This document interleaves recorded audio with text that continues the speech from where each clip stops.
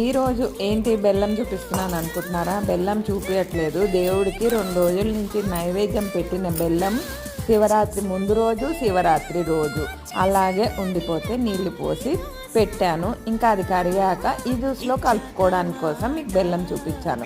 Orange juice ఈరోజు దోశ తిన్నాక తాగుదామని చెప్పి జ్యూస్ చేస్తున్నాను. ఇన్ని ఆరెంజెస్ నిన్న నేను తాంబూలం తీసుకోవడానికి వెళ్ళాను కదా, అక్కడ నాకు ఇది 16 ఫలాల నోముకి ఇచ్చారు. ఇంకా ఎక్కువ రోజులు ఇంట్లో పెట్టుకుంటే పాడైపోతాయి. ఎండలు బాగా వచ్చేసినట్టే ఉంది. ఇంకా శివరాత్రి వెళ్ళిపోయింది కదా, శివరాత్రికి వెళ్ళిపోయినప్పటి నుంచి శివ శివ అంటూ చలి కూడా వెళ్ళిపోతుంది.